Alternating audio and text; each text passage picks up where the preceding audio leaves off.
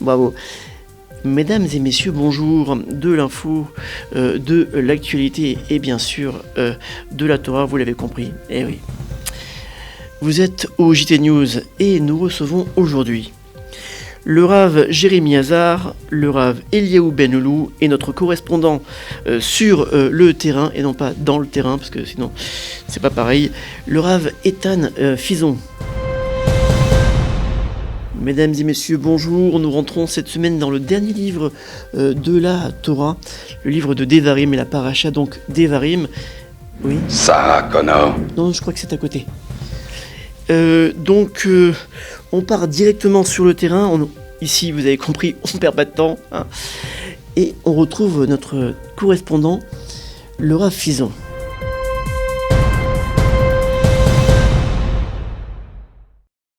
L'info est arrivée. Sarah Connor.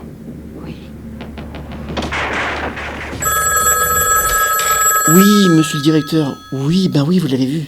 Ben oui. Non, tout va bien ici. Ben oui, il y a Terminator qui est ici, ou le T80, ou le T800, je crois. Ben oui. Ok. Donc, je disais, l'info est arrivée ici. Rav Fison, est-ce que vous êtes là? Que tout va bien?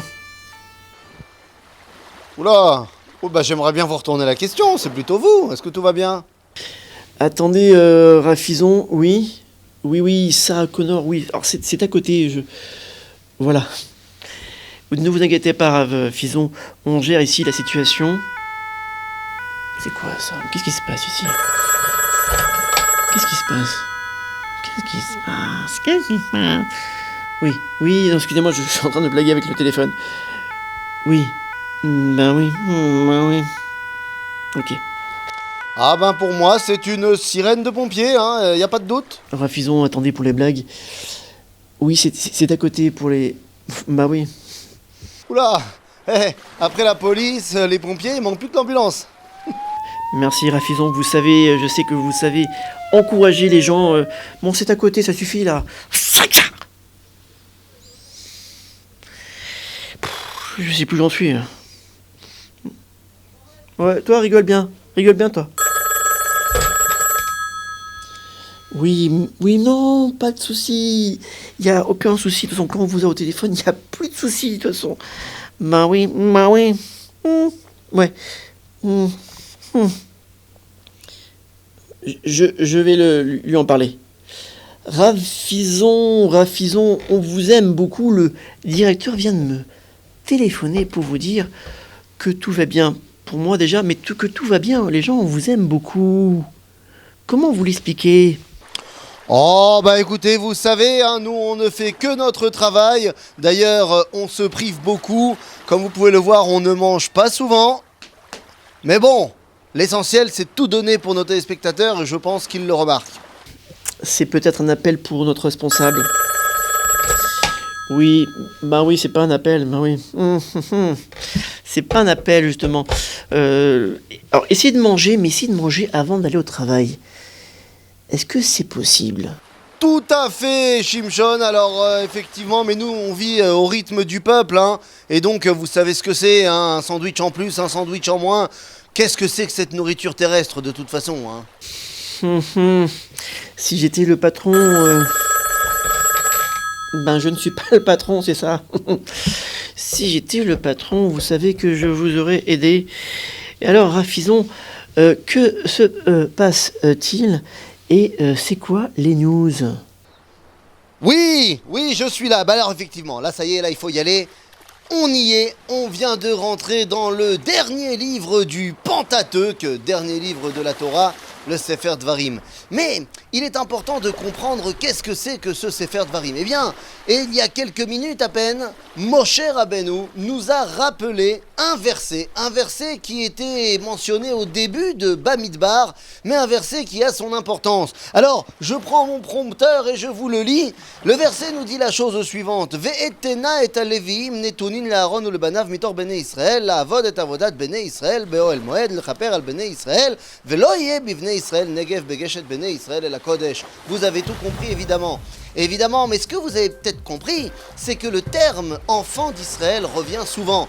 Je vous le redis cette fois en langue de Molière. Eh bien, Moshe nous dit, j'ai donné aux Lévi'im et à Aaron, je les ai séparés d'entre les béné Israël, pour qu'ils puissent servir les béné Israël dans la tente d'assignation, pour expier les fautes des béné Israël, et ainsi il n'y aura pas de drame qui touchera les béné Israël lorsque les béné Israël rentreront dans la partie sacrée. Bon, vous avez bien compris qu'il s'agit ici de 5 événements qui vont toucher les béné Israël. Rachi dira que ce verset nous explique en fait le programme de tous les 5 livres de la Torah. Et oui, la première partie nous montre la différence entre les Lévi'im et le reste du peuple. C'est pour montrer en fait le livre de Bereshit qui nous montre la différence entre le peuple d'Israël et les nations. La deuxième partie nous parle de Avoda Be'oel Moed, le service au Mishkan, qui est l'apanage du livre de Shemot. La troisième partie nous parle de l'expiation, qui est évidemment en lien avec le livre de Vayikra et des Korbanot. La quatrième partie nous parle de ne pas avoir de problème qui vont toucher les béné Israël. Et bien ça, c'est le livre de Bamidbar, où on a vu qu'à chaque paracha, un nouveau problème. Mais ce qui nous intéresse, c'est maintenant, puisque Rashi termine en disant la dernière partie, c'est la partie du livre de Devarim, Begeshet Béné Israël El HaKodesh. C'est-à-dire, c'est quoi le livre de Devarim? C'est la préparation à l'entrée dans la partie sacrée. Et quelle est cette préparation? Quelle est cette partie sacrée qui nous attend lorsque nous parlons de la Torah du livre de Devarim? Eh bien, vous avez très bien compris, la paracha de Devarim va nous donner une phrase absolument incroyable. On enfonce une porte ouverte, mais elle était tellement ouverte qu'on ne faisait même pas attention. Le verset nous dit « Voici les lois et les préceptes que je vous donne pour que vous les mettiez en pratique en terre d'Israël. » En d'autres termes, le livre de Devarim nous prépare à l'entrée dans la partie du sacré, c'est-à-dire à l'entrée en Eretz Israël. Et oui, et ça va même aller très loin cette histoire, puisque, eh bien, le Sifri, et Rashi plus tard reprendra, que en fait, d'après la Torah, imaginez-vous, ah moi je suis tombé des nues quand on m'a dit ça, mais d'après la Torah, il n'y aurait pas de réalité de Torah en dehors d'Israël. En d'autres termes, on ne devrait pas respecter la Torah en dehors d'Israël, puisque le verset nous dit « Voici les mitzvot et les lois que je vous donne pour les mettre en pratique en terre d'Israël. » Alors là, c'est incroyable, quoi. En France, on a le droit de ne pas faire Shabbat, de ne pas manger kasher. Eh bien, en fait, nos sages vont nous expliquer dans le Sifri que, effectivement, théoriquement, la Torah est censée être l'apanage d'Eretz Israël. Bon, ceux qui ont déjà essayé de faire une soukha au Canada comprennent bien que c'est pas vraiment l'endroit idéal. Mais quoi qu'il en soit, théoriquement, oui, la Torah est en relation directe avec la terre d'Israël, comme elle est en relation directe avec le peuple d'Israël, bien évidemment. Mais nos sages nous expliquent que vu que l'exil est une partie de notre histoire, eh bien il est impensable de se détacher de la Torah pendant cette partie de l'exil. Il faudra donc continuer à pratiquer tous les commandements possibles et imaginables de la Torah pendant la période d'exil. Pourquoi? Eh bien parce que nous savons, Dieu nous l'a promis, que nous allons aussi rentrer d'exil.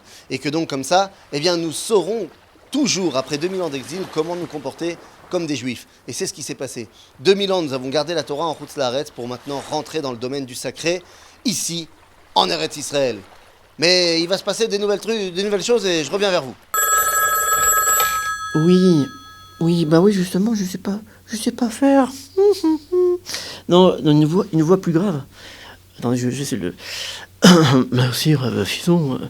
Merci, Rav Fison. Non, ça c'est en anglais, c'est vrai. Merci. Je sais pas faire. D'accord. Merci, Rav Fison, pour cette info incroyable. Alors, nous sommes directement, avec le nouveau sujet, une nouvelle fraîche, je crois. C'est difficile. Et j'ai m'étouffé avec vous. Bah oui, ça suffit. Non, ça suffit pas. Je vais faire un effort, bien sûr.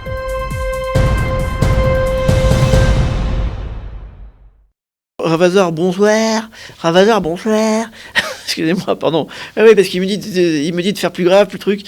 Ravazar, bonsoir. Donc, je rappelle aux téléspectateurs qui nous ont écoutés et qui n'ont pas écouté justement la semaine dernière que vous êtes en décalage de 24 heures, si je ne me trompe pas. Ravazar? Oui, effectivement. Alors là, nouveau changement. Alors là, on est maintenant en décalage de 48 heures. Voilà. C'est quand même très bizarre votre truc. Ah ben, c'est pas moi qui fais le scénario, hein, c'est comme ça. En fait, on est en décalage. Vous êtes aujourd'hui, moi je me retrouve à avant-hier maintenant. Ça veut dire décalage de 2 jours, quoi.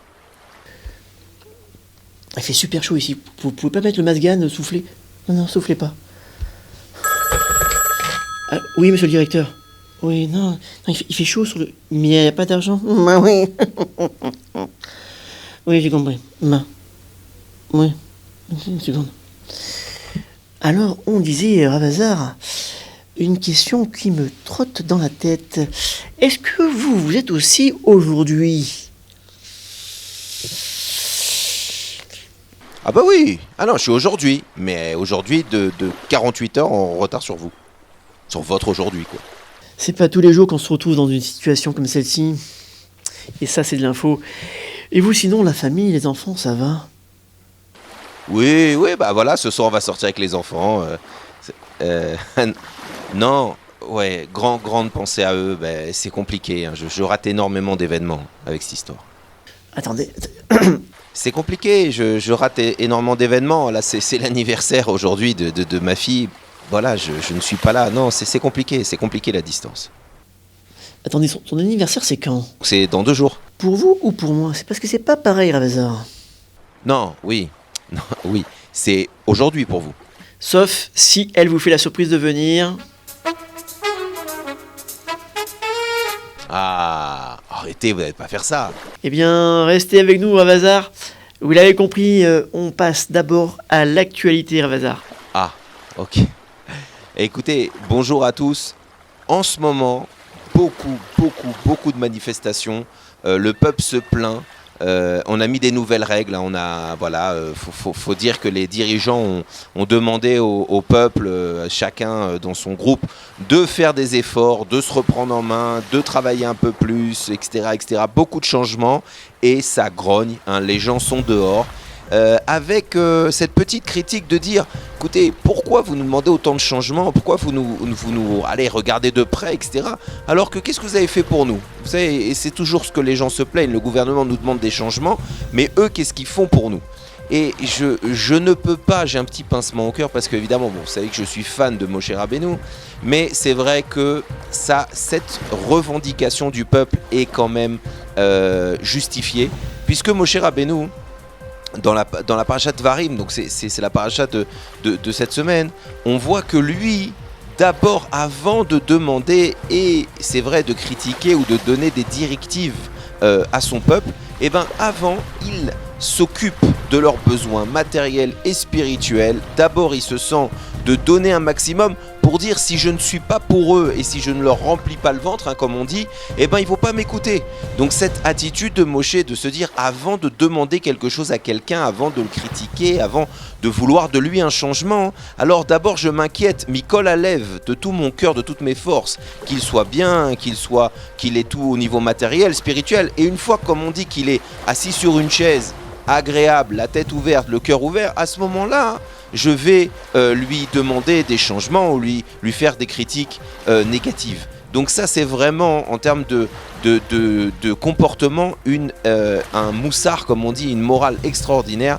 Avant d'ouvrir ta bouche sur quelqu'un pour lui dire ce que tu veux pas qu'il fasse, sois sûr que tu as fait tout ce qu'il faut pour lui, qu'il est prêt à t'entendre, que tu sois quelqu'un de proche, que tu t'es battu pour ses intérêts. Alors à ce moment-là, il sera sûrement apte à entendre tes critiques et donc à avancer et à prendre sur lui. Parce que vous le savez très bien, le problème de critiquer quelqu'un et de lui dire ce qui ne va pas, eh ben, s'il n'a pas les forces de changer, alors vous l'accusez et vous êtes donc quelqu'un qui fait tomber quelqu'un d'autre, et ça c'est très grave. Donc voilà, c'est un peu aujourd'hui ce mouvement, ce qu'on entend dans nos rues, et c'est vrai que nos dirigeants doivent faire un grand effort dans ce sujet.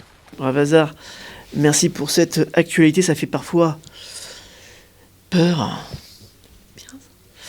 Peur. Et Ravazar, juste une petite question avant de passer à la suite. Une question, si par exemple je vois un match de foot maintenant, est-ce que vous le voyez aussi en même temps que moi? Oui, bien sûr, bien sûr.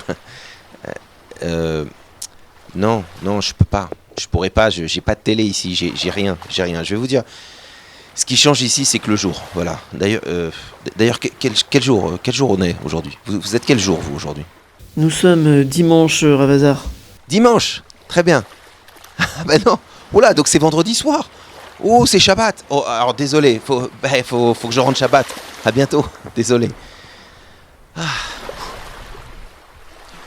Shalom Aleichem, Malachi Asharet, Malachi Elyon. Mi melech Malachi Amelachim HaKadosh Baruch Hu. Shalom Aleichem, Malachi Asharet, Malachi Elyon. Mi melech Malach. Oh, c'est Shabbat. Malachi Amelachim. C'est dommage, Ravazar, on avait une surprise pour vous, c'est du direct. Comme vous pouvez le voir, on repart directement au cœur de l'action avec le Rav Fison.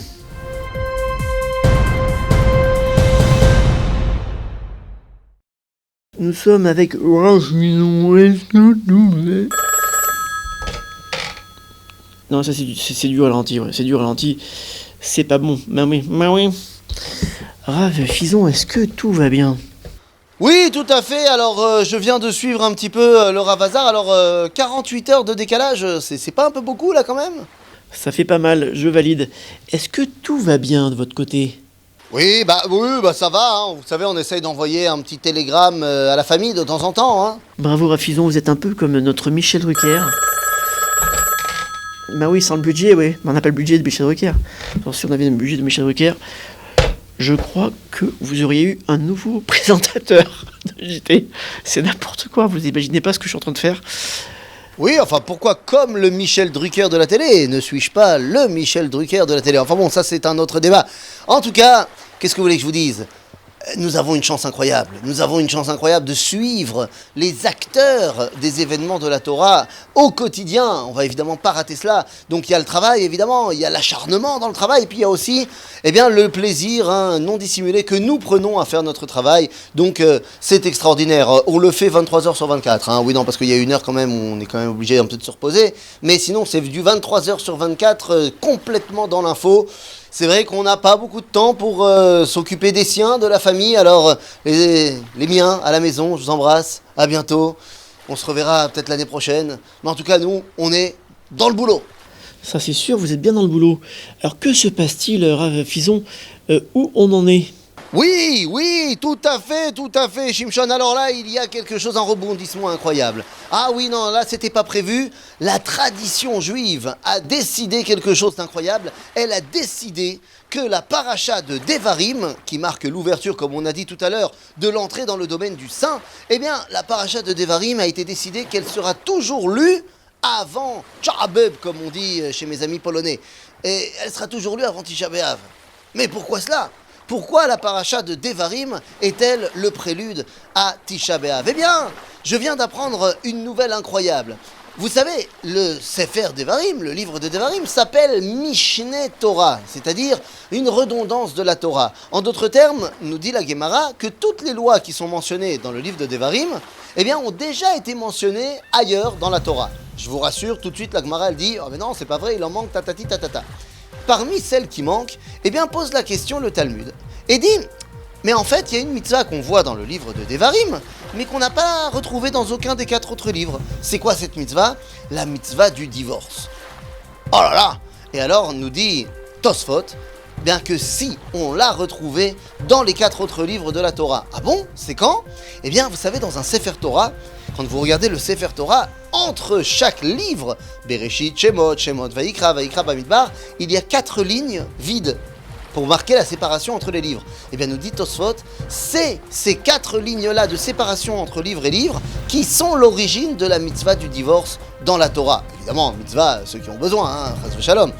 Bekitsour, on apprend ici dans la Torah qu'il y a des parties qui coupent entre les différents livres. Et le divorce n'est-il pas une coupure, une brisure dans cette union qui aurait dû être éternelle?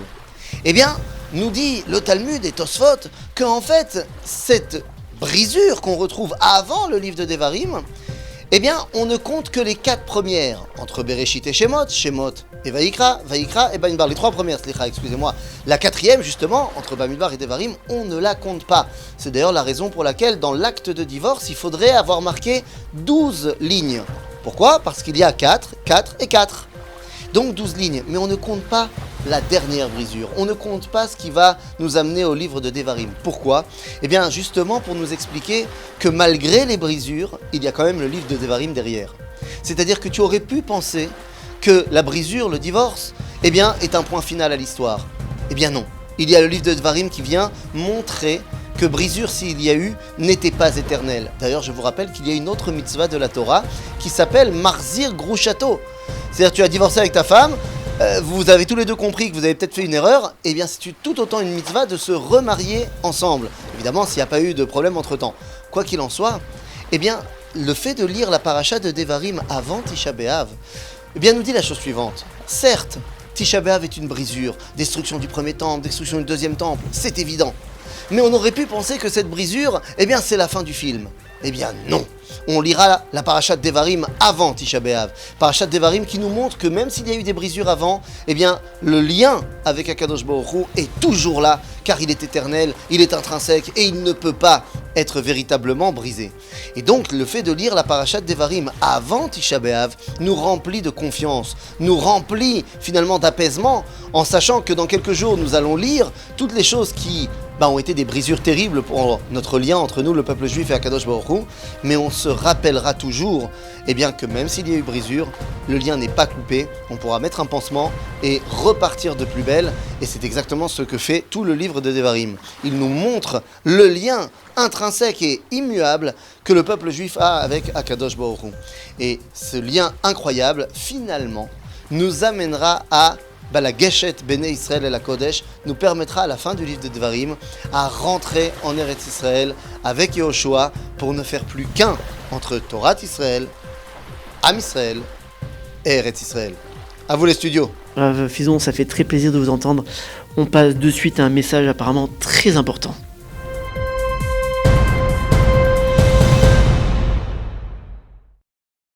Mesdames et messieurs...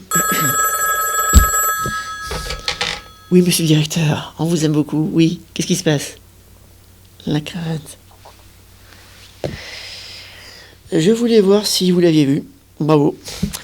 Mesdames et messieurs, avant d'écouter ce message important du Rav, apparemment du Rav Eliyahu Ben Loulou, on confirme, le dimanche 26 juillet, c'est la soirée des 15 ans de conférence, 15 ans d'unité, 15 ans de Torah, avec plus de 30 rabbins.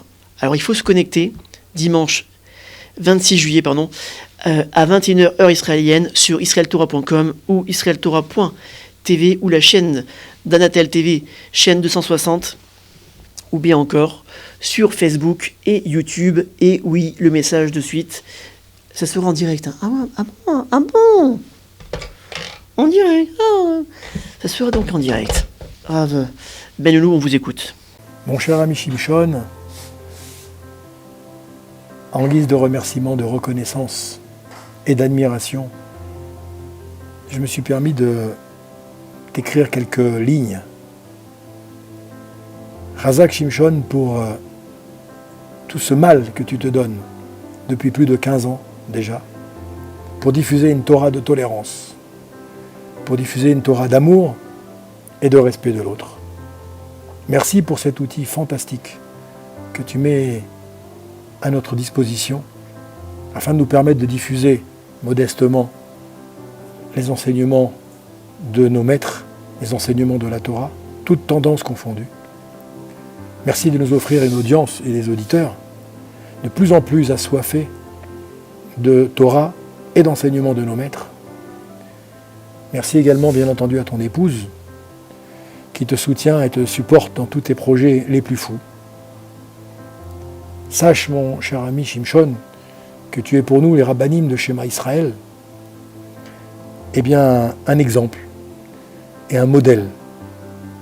Et que tu incarnes finalement, à toi tout seul, tous les enseignements que nous diffusons sur cette chaîne depuis tant d'années. À tous les auditeurs et auditrices, enfin, mes chers amis, je vous encourage à aider, à partager, à soutenir toutes les initiatives de Shimshon. tous ces projets les plus fous, sans compter, parce que je pense que c'est là le seul et unique investissement que vous pouvez faire aujourd'hui, particulièrement dans cette époque inédite dans laquelle nous vivons. Et je voudrais, en guise de conclusion, offrir 260 shekels, modestement, de mon association, mon Beth Midrash, Beth Knesset Levavot Albanim, donc pour l'association Shema Israël, pour les activités de Shimshon. Et j'espère que vous serez nombreuses et nombreuses à suivre mon initiative et à aider Shimshon massivement pour lui permettre de faire de plus belles réalisations encore. Très bientôt, bracha ve'atzlacha.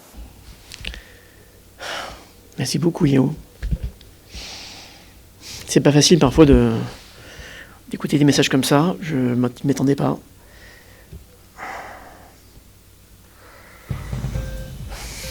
Vous avez compris, c'est pour m'en sortir. Bah oui. Merci à vous tous, merci à tous les raves qui me supportent, parce qu'il faut parfois aussi me supporter. Donc je vous dis merci beaucoup. Prochain point, dès qu'il y a du... J'arrive pas à parler. Prochain point, pardon, qu'il y a... Vous m'avez rendu fou. Non, franchement, c'est... Prochain point, dès qu'il y a du nouveau, la rédaction et l'actualité sont nos mots d'ordre. Je vous dis donc à très bientôt.